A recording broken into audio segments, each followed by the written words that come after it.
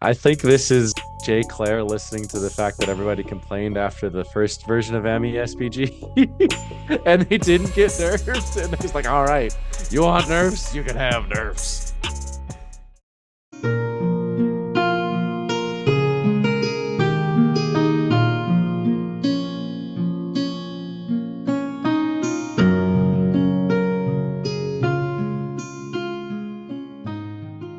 Welcome everyone to another Into the West video.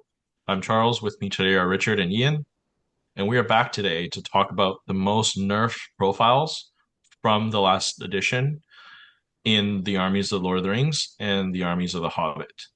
So previously we discussed the top five most buffed Hobbit and Lord of the Rings profiles from the previous edition to this edition, and today we're going to be talking about the most nerfed. So the profiles that have been hit the hardest since the last edition. So viewers, please let us know if there are any profiles that we missed in our list today and what you think of our rankings. Yeah, and just a caveat again, same as the last episode, these aren't what we think are the worst profiles in the game. They're just what has kind of come down the most. So a lot of these profiles have either been like they were really good last edition and now they're just okay, or they've just been, nerfed in some indirect way, like due to the change in the main rules. Before we get started, just want to shout out our patrons over on Patreon.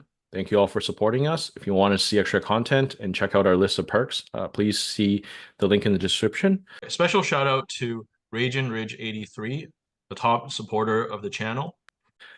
Also, we have a Patreon promotion going on right now. All patrons, after supporting us for 1 month, you get a set of custom Baron of dice that has the Into the West symbol on them. So for more information on how to get them, also you could see more in our description.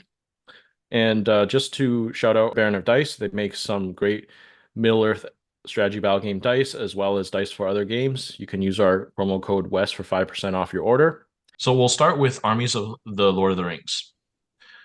And a few of the runner-ups that we picked, we have Saruman, which is the evil version from Isengard.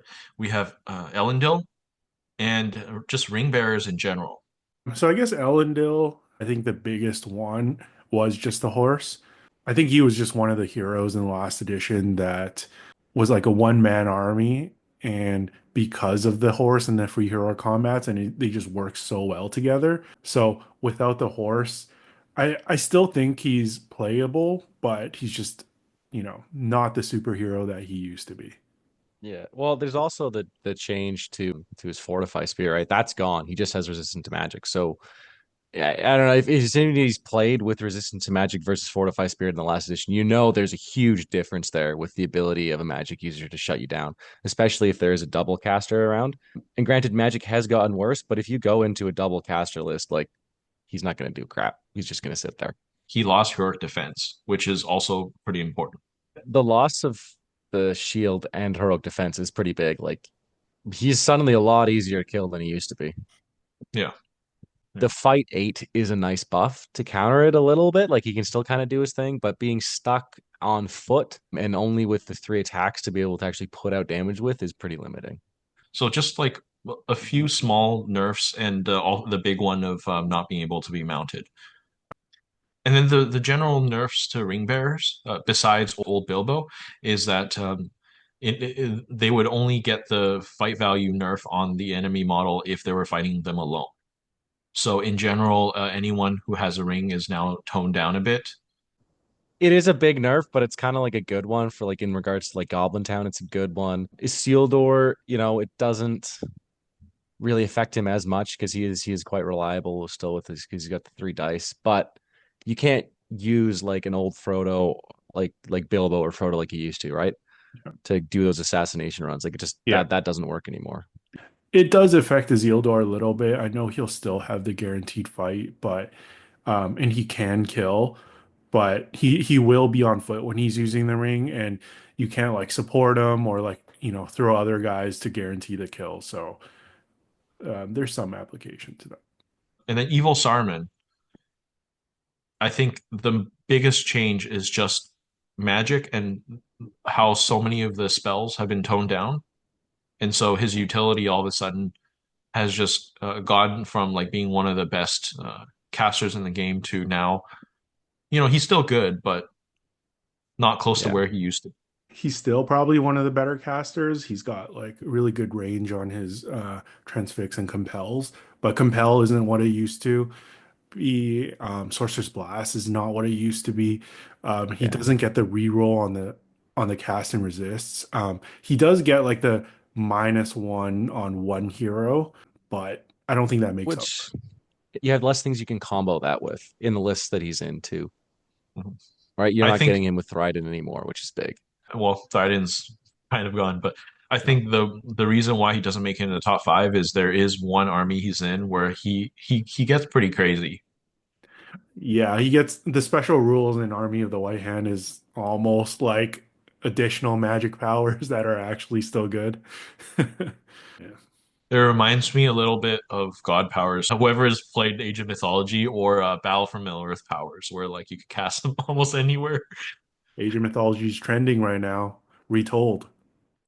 Okay, so in number five for the most nerfed, we have the Watcher in the Water. Yeah, so this was one of my favorite models in the old edition, but I kind of understand the change. So stat-wise, I think he's pretty much the same. The biggest one is basically I guess it's like a rules clarification. Once you grab someone with the tentacles, that it's, even if you set it up where he's in base contact with other models, technically you aren't in combat right away with those other models. The old trick was Watcher and like the Bat Swarm and whatever other goblins, and then you can one shot a hero, like most heroes, in one turn, right? Because you have the guaranteed fight value, and then you have like Watcher 12 attacks, whatever. You have some prowlers in there with like +1 wound modifiers. Anything goes down in one shot. So now, if you drag like a LSR or something, LSR will outfight the Watcher, right? The Watcher doesn't have heroic strike. So at least that first turn. Yeah, you kind of have to have more decisions of like who and when to drag. Also, I think a big part of his nerf is just where he is in the army list now, right? He can only be played in Depths of Moria, which that list is all about the Balrog. Watcher doesn't really have synergy with it, so it doesn't really go well with the army. You're only playing it maybe at high points. You also lost the Bat Swarm and the Prowler. Neither are in that army. And also, to be confirmed, his base is supposedly gone up to 130 millimeters, which is a big nerf in a lot of different scenarios. I mean, obviously, we're recording this before Armies of Middle Earth have come out. For those who are watching in the future, you can tell Charles he's wrong. But I would like to think that the Watcher could be in like another list, another army that has more of like the monsters and bats and stuff. So maybe there will be more synergy there.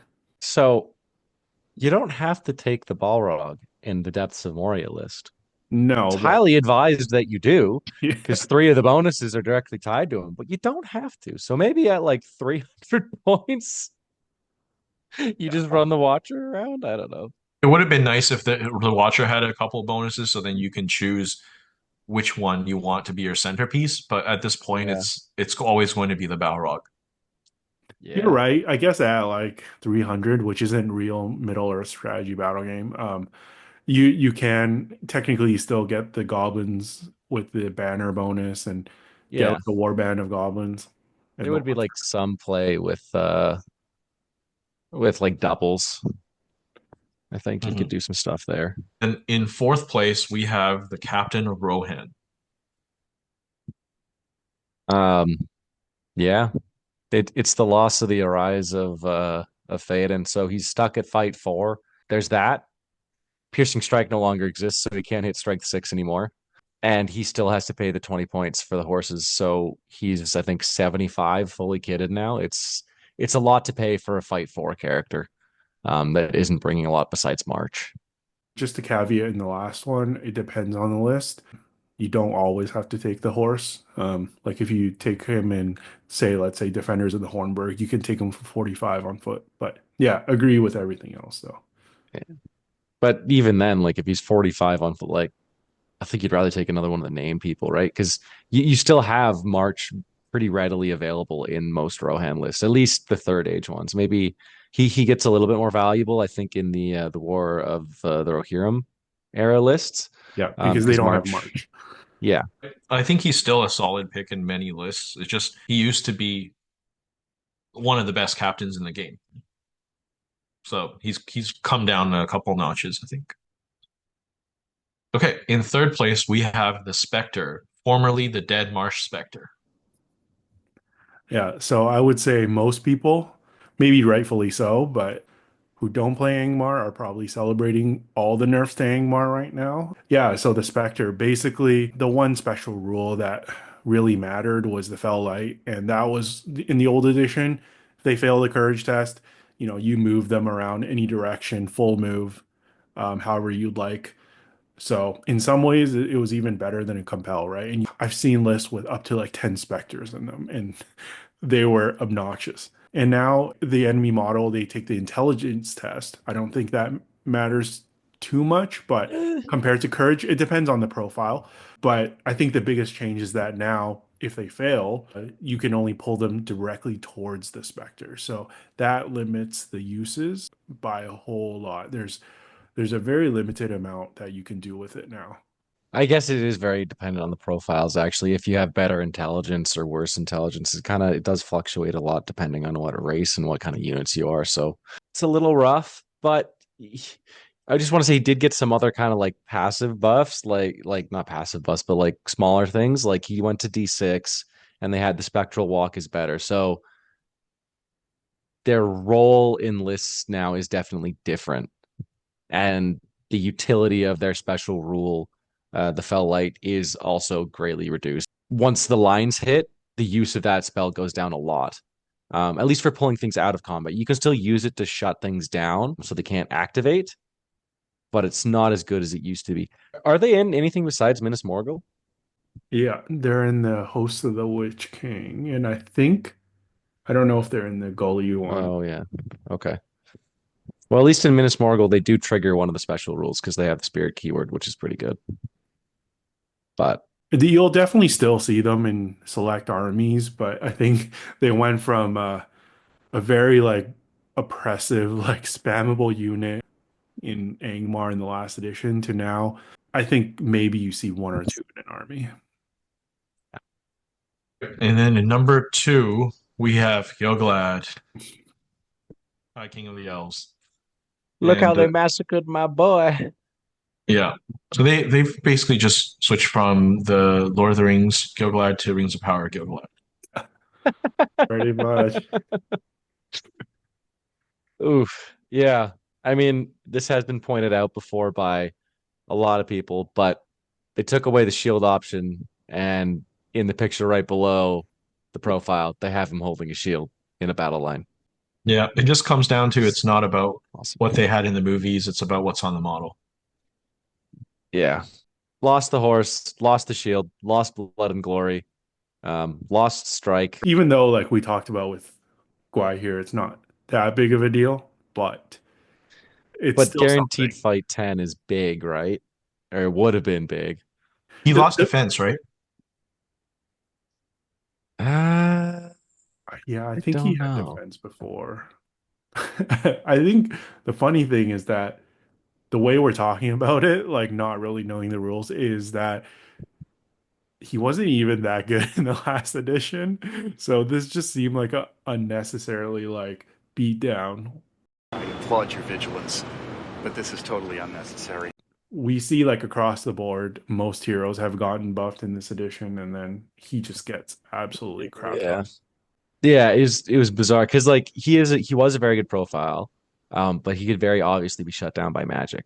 Now this edition that is improved in one of the lists you can take him in. He can get resistance, but it's not enough to compensate for like the loss of everything. Even though the blood and glory doesn't exist as a rule anymore, I don't know why they didn't give him General Hunter. Which is this edition's equivalent of Blood and Glory. Yeah. Yeah, I mean like it's worse, but it's still something. It's just it's strange. I'm sad about the loss of strike and defense. Like Mhm. losing defense on Gilgalad and Elendil and shields on both of them. Like your heroes are gonna be more vulnerable if you take both of Yeah. them. I mean, he still does unlock fight 6 elves in the Kingsguard, which is really good. And honestly, now that heroic challenge is better, maybe he's somebody you'd consider that on just because of his base fight value being so high. Going into somebody at 4 attacks then with +2 to wound is pretty nice. But being a hero legend, you can only challenge heroes of legend, right? That is true. And he also is still stuck on foot, so it's harder for him to maneuver to get into those heroes that he's challenging. I think he has a better place in the Linden list where you can get the resistance to magic on him, and then you can have Kieran to also like buff him up or like knock things down with call winds. Like he kind of synergizes better there than I think he does in the last alliance lists, but it's still a little rough. Okay, and number one, I don't What could know. be worse? Yeah, what could be worse than this? We have the Corsair Warrior. Ooh, How they massacred Charles's boy. I've I've had some therapy speaking to other Corsair players after after we saw this profile. Before this edition, Corsairs they were pretty undercosted model. Was I surprised that they were going to get nerfed? No, I wasn't surprised, but how much it was nerfed was surprising. So they went up to 8 points base from 7 points. Then they basically lost 2 points worth of war gear, and their war gear has also changed. So now they can only take light shield. They come with light armor, which is the +1 against shooting. So if they buy the light shield, it's they can shield. having light armor at defense 3 is basically useless. All it protects you from is strength 3 shooting. That's the only difference it makes. Hobbit throwing stones. Well, I guess in Hobbit throwing, so strength 3 and strength 1 shooting. Strength 2, 4, which is the most pretty like quite common in the game. It's not going to make a difference. It's just a bizarre change. If you look at like a basic warrior of Rohan, like the basic man profile, which is 6 points, they have -1 fight value and +1 defense. Yeah, And it's 2 points. Like it just doesn't make any sense. I think they're getting the same treatment as like Black Shields did last edition, where it's like, oh, this model was previously abused, so we've got to make them like near unplayable this edition. Yeah, before we go on about like the list, there's one more nerf, I guess, which came in the effect of the rules manual, which we talked about in a previous episode, is throwing weapons are now limited in an army, right? So this went from a 100% throwing weapon army with Horde army in the last edition, where you could get like what 40 to 50 throwing weapons, to now you get 1/3 of that. So even with all the Yeah. points increases and stuff, you're also getting less.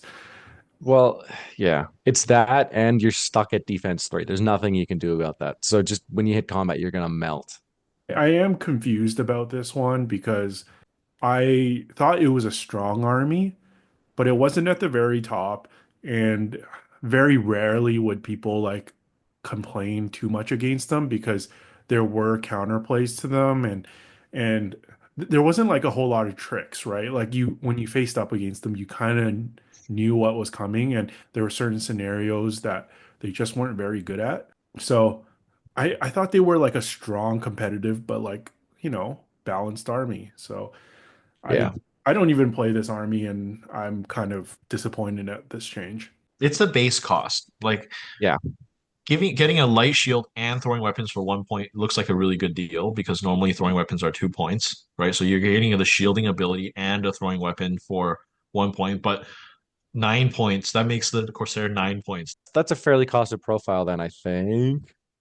Theoretically, assuming light armor is a point, right? But you can only take 33% of them because that's the only way you get the throwing weapons Yeah. 2/3 of your army you're overpaying. by 2 points, which is crazy. It's silly. And they also, not to mention, like, I mean, they gained something cool. The list gained something cool with the ballista. That's nice. But Which is then worse they than the win lost. list. It has a reroll thing, which is kind of nice. It's not as good as the ones. It's similar. Mhm. But then it loses the named heroes and the arbalesters and the reavers and stuff. Yeah. We'll see when the Armies book comes out. I don't know. Yeah, but that doesn't really change the fact that this basic profile has dropped from, a pretty really good profile to now, I would say probably the worst one in this book, probably the worst warrior. And from what we know, people look at the heroes and stuff, and a lot of times they can make an army, but what really makes like a competitive elite army is like the warriors. Yeah, this was a massive hit to not only this profile, but like to the entire army. I'm looking at the rest of the profiles right now. Everything else there is fine, and like the army itself is fine. It's just this hit to the troops is going to be it's going to be big. Yeah. Okay, so now we're moving on to Armies of the Hobbit. A few of the runner-ups that we chose for most nerfed. We have Azog, Champions Dwalin, and Champions Biffer. So just to get Azog out of the way, I don't know if you guys agree with me, but the main nerf in my eyes is you have to run him on foot in certain armies. Yeah, it's more so how his war gear is limited depending on what army he's in and how that all interacts with the special rules that each of those armies get. It's kind of a nice change, honestly, that he's stuck at defense 5 in a lot of these lists. I like it. As somebody who freaking hates playing against Azog, I love it. I'm sure people who play Azog hate this. Yeah. Yeah. But the issue was I think he was kind of fine before, but hey, I mean, I think the army that we're talking about is the army of Gundabad. He can't be mounted there, and his master of battle became like a 5+. But there were actually buffs to that list. So in a way, I think they did okay in balancing that army. It's just you probably don't see Azog there anymore. But I mean, he probably will still be seen in Pits of Dol Guldur. So I guess that's why he's only in our runners up list and not in the top 5 nerfed because I think we will still see him. It is a nerf to him is that the White Warg has one less might now too, right? So he loses that, and then in the other lists, like he loses the free heroic comp, like heroics used to get Yeah, I don't changes. think Pitts has the free hero combat anymore. No, and then well, it's that, and then in Gundabad, yeah, you said like the Master Battle is different now too. Dwalin, yeah, so it's kind of weird because Dwalin has 3 profiles right now, and I think the young Dwalin profile actually got a buff. Um, Normal Thorns Company, Dwalin, you could say he basically stayed the same. He got a little worse, but sure, he's basically the same. And then this version just straight up, I think, got worse because he is just more expensive than the other versions of himself. And he used to be able to hit 4 attacks on foot. Now he's stuck between 2 or 3. Thanks, but I think I'll pass. And it's not that great. And like his special rule used to be really good. It was the one that gave him the 4th attack. Now it gives him access to Piercing Strike. And he Very, lost the goat. and he lost the goat. Piercing Yeah, Strike is still alive in this game. it's still around. It's all the dwarves are keeping the special strikes around, right? Like Bofer is the one who got Bash. Dwalin That's has why they Piercing got rid of Strike. Piercing Strike is to make Dwalin special this edition. Let's go. In the other versions of his profile, he's not bad, but I think in this one, because 110 points for 2 attacks and that, it's not quite there. And the fact that he was clearly the second best dwarf in Reclaimed in the last edition after Thorin to this was a fairly significant drop. That's a strange decision, just because from the movies, I always thought he was easily like the best fighter after Thorin. You could tell, at least to me. So the fact that he's down to 2 attacks now, while we still have other champions that are 3 attacks, it's a little strange to me. Yeah, it's just it is weird. It is weird because like you used to be able to run him with the 3 attacks and he'd have the burly strength 5, right? But now if you choose the 3 attacks, you don't use the two-handed weapon. You can't. Yeah. So it is just worse. And if you want to use the burly two-handed, you're stuck at the 2 attacks, which is rough. Last runners up, we have champions Biffer. So Biffer's rule where he has a axe lodge in his head and he can get free heroic moves. That's no longer the case. Well, they are technically still free after you've unlodged the axe, but you do need to pass an intelligence test. Yeah, his intelligence, I believe, is a 7, which is not that high, roughly 50% of the time. So yeah, it's you basically get half the amount of heroic moves as you did last edition. He also lost heroic strike in this version of the profile, though he did go up to fight 5. It's Yeah. just kind of being stuck at the points value that he's at, right? Because he's stuck with a two-handed weapon now too. So And he's one might. Yeah. yeah, is it one might? He's one might now. Yeah, in champions too. Yeah. Yeah. All right. Well, we got some worst ones coming up. In number 5, we have Goblin Warrior. So to be clear, this is the Goblin Warrior from Goblin Town. And on the surface, it might seem like it's only a small nerf. They basically all went up by 1 point. But if you think about it, 1 point is a lot. Yeah, in a 800 point list, you're taking about 100 of them. That's 100 more points Yeah. that you're paying. Yeah. When the base cost is 4 points and you go up by one, that's like a 25% increase. Like that's a big increase in cost. Yeah. The other one is the loss of special strikes. I think that was almost like a cheat code for them where they're all defense 3. You had a million of them, so you didn't care if they died. You piercing strike on all your Goblin Town, going up to like strength 4. Like it just worked really well, the synergy there. So losing that, you're stuck on strength 3. You're still defense 3. You're paying more. It's hard to make work. Again, like we talked about with the Corsair Warrior, it's not as obvious as like the hero profile nerfs, but yeah, the 1 point increase to warriors is huge. The only slight improvement they got was the improvement to two-handed weapon, but are you going to pay a point on each goblin? 6 point fight 2 D3. Ouch. Yeah. Ouch. I don't know, man. The rest of the list, it's hard to say. Like it needs, I think, a lot of playtesting to see if the hero changes and the army bonus changes are really good or really bad. Like I'd say they're kind of neutral right now. It's hard to comment on, but this feels like a really big change. Yeah, it's a similar feeling as when Hobbit Militia went up a point last edition. Like you felt it. Okay, in number 4, we have Alfred. So his profile has been completely redone, and he no longer does the might thing, where he gives Lake Town heroes might.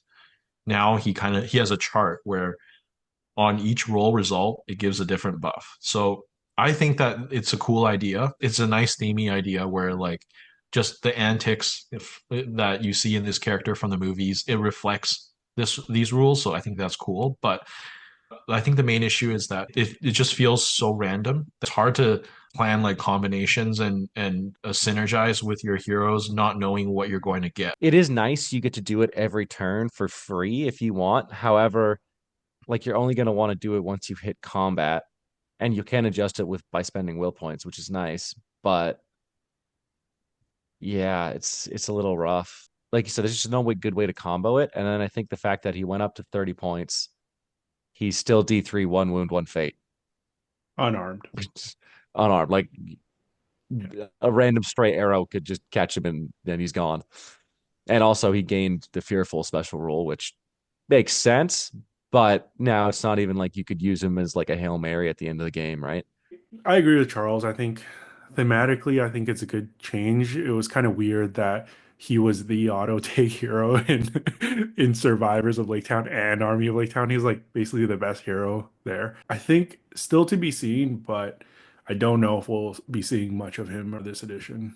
Competitive players want consistency, right? And even if, you know, 2 or maybe even 3 of these effects are good, if you can't rely on them at the right time, it's like at this current moment, you really just want the fearless. It might be Yeah. hard to like, get that. And then everything else is Yeah. basically like, I don't care. Right. Yeah. So You can reliably choose one of those one turn if you're willing to blow all of your will.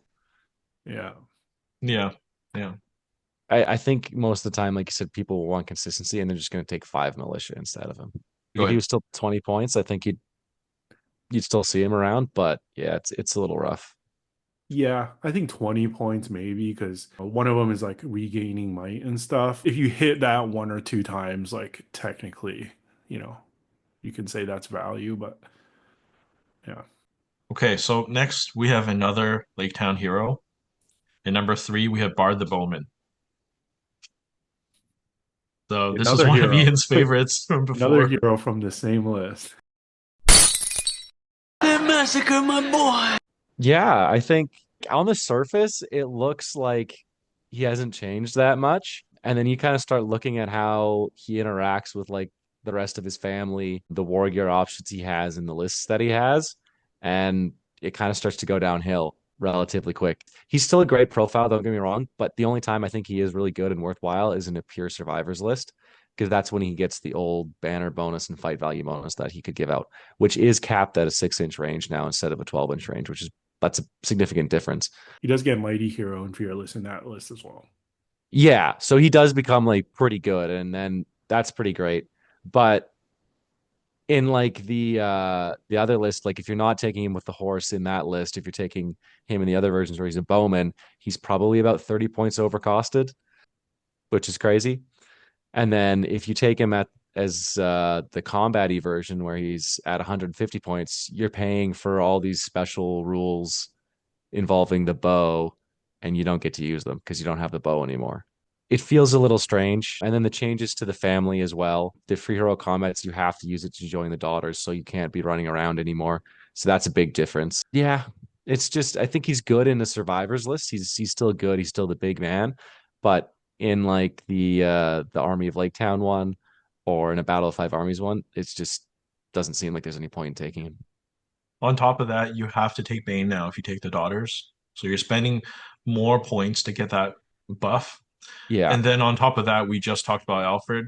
So without Alfred guaranteeing the 2 or 3 might that he had before, Yeah, he's also starting off weaker. he used to be the Hobbit Boromir with 6 Might. You'd used to get him with Alfred and then the daughters and like the full kit for 205, I think, off the top of my head. And now if you want to do that, you're paying, what is that, 150 to 240, And it's not as good. and it's not as good. Yeah. Ian had a moment of silence for Bard earlier. I may have ranted at the guys in our little group chat when I started reading through his profile yesterday. We have a couple people in our Discord that are, Lake Town enjoyers that had some grievances, let's just say. At number 2, we have the Hunter Orc Warrior. If you haven't watched the most buff episode previously, a bit of spoilers, give you a second to, watch that first if you haven't. But we had the Hunter Orc on Warg as one of the most buffed. And so it's kind of funny the foot version, is on the opposite list. And it's stemming from the same rule. So essentially, before Hunter Orcs got their second attack while they're infantry, but now it doesn't matter if they're infantry or on the warg, but they only get the second attack if they charge. So if you think about it, they're the same points cost and they don't have banners anymore in their army and they're D4 still, right? So they're not really going to stand up to any battle line realistically. Unless you roll like a champ and get priority every single turn in combat, then okay, it's just like the previous edition. But if you don't have weighted dice and you statistically have half of the priorities only, your line is absolutely going to melt. So I don't think it's realistic to go spam Hunter Orcs anymore, which might be a good thing because I think near the end of the edition, like it was kind of figured out that at low points, like spamming these guys was like the move to go. So they were definitely overtuned. But yeah, now they're basically unplayable on foot, I think. I wouldn't go that far. 2 attacks at strength 4 is still very good. It's just their play style is way different. You have to be way more cagey, and you're gonna have to like lean into the mounted versions of these guys a lot more. There's a couple other things though. They lost access to Warhorns. No more banners, no more Warhorns. And That's huge. the ability to ally in spear supports in the form of Gundabad orcs was also is a big change. Also, there are a few troops in this edition got bumped to Fight 4, right? So the fact that they're stuck at Fight 3, I think now you can consider them below average, right? Fight 3 is now below average. I would say Fight 3 was already below average, but yeah, I see the argument that there's probably more Fight 4 now. I would probably have to count it out, but yeah. No, it's kind of weird. I think you really need to lean into the spam of these guys again, like you used to, but that is going to be harder to do because their heroes went up in cost as well. we'll see how they do overall, but their play style is going to be very interesting, very cagey, right? Yeah. I think you're going to end up playing them almost like an all cav army, where you always have like just a thin screen in the front charging, and then you have a bunch behind where you to counter charge. Yeah, but I believe in the actual armies book they're split up, right? So I think that's why we talked about them separately. You're saying Hunter Orcs on Warg are good, but that's why I made our other list. Yeah, yeah. No, I agree. Yeah, This They're one, we're talking foot only. they're I know. It's they're weird. gonna feel a little bit like taking Pure Mirkwood Rangers, like the evil version, like on turns where you don't have priority and you lose that move roll off, they're gonna melt, right? Yeah. Yeah. Okay, ready for number one? So in first place, we go back to the town on the lake, Wait, are you serious? and we have the Lake Town Militia. We're not finished with them yet. I think this is Jay Clare listening to the fact that everybody complained after the first version of MESBG and they didn't get nerfed. And he's like, all right, you want nerfs? You can have nerfs. The man basically won his fair share of tournaments with this army and is like pulling up the ladder behind him, like, no more. No more Lake Town success. He's listened to the complaints that why they're D4 when most of the models don't have armor on them. So now they're light armor. They still have armor, but it's light armor. Which is realistic, if from a thematic point of view, that's a good change. Yeah, it's totally like No, traumatized. I'm like looking at their profile again. Honestly, like it's the same thing as the Goblin Town Warrior, honestly. They just they need to go down a point on their base profile. It's the same thing with all of these, like the Goblin Town, the Corsairs, like they're overcosted considering they're stuck at defense 3 and like Yeah. low fight value. Ian, would you ever take the light shield for 1 point? There really isn't a point. You don't own enough spear models. No, actually, you know what's great about that is I added a bunch of shields to all my frickin' spears because you're allowed to do that last year. So now I have to wreck a bunch of my models, which is great. Oh, shit. No, you know what? Um, The actual big brain is you don't touch these models in this edition and you wait for the next edition. well, I barely touched them in this last edition when they were still good. I'm happy I got a run in with them a couple months ago. Yeah, it's rough. Yeah. We'll see how it plays out with like I think the rest of their heroes and stuff are okay if you run them in the pure list, but you really, really have to lean into the horde aspect of these guys because they're just gonna melt. Now they don't have shields anymore. They basically went from a shield militia being defense 5 to defense 3 in combat. Which is a huge change. And there's that, and also the fact that Bard's banner, even in the pure list, got less than half of the area that it covers, right? Because it went from a 6 inch to a 12 inch. So that's a huge hit to the area that it actually covers. And that was a big part of their survivability as well, was just having that reroll. That it kind of helped compensate for their low fight value and low defense, was being able to win more fights because of the big banner effect. So the place to use them obviously is like the survivors list, but the question is, the common combo of allying them with Halls of Thranduil in the last edition. In this edition, you can take them in the Battle of the Five Armies. You can get the number count higher, but I mean, it's still to be seen what the competitive players do for this army, but D3 is so hard, even in the back line, that I'm not even sure you want to go there. Because Yeah. if you don't take Gandalf and the Blinding Light in that list, like they're gonna get shot down like behind the lines. Likely the only way you're going to see them in a competitive list is with the Gandalf pick. And it's just to get cheap spear supports in there that can hide behind. I don't really see them in a Battle 5 armies list coming out at all, other than that. What else are they in? They're in their own pure list, and that's it. And yeah, they're gonna just die in their pure list. Yeah. So this has been our list of most nerf profiles from Armies of Lord of the Rings and most nerf profiles from Armies of the Hobbit. Let us know what you think of our rankings. Leave your comments down below your rankings of the most nerf profiles. Thank you all for watching, and we'll see you next time.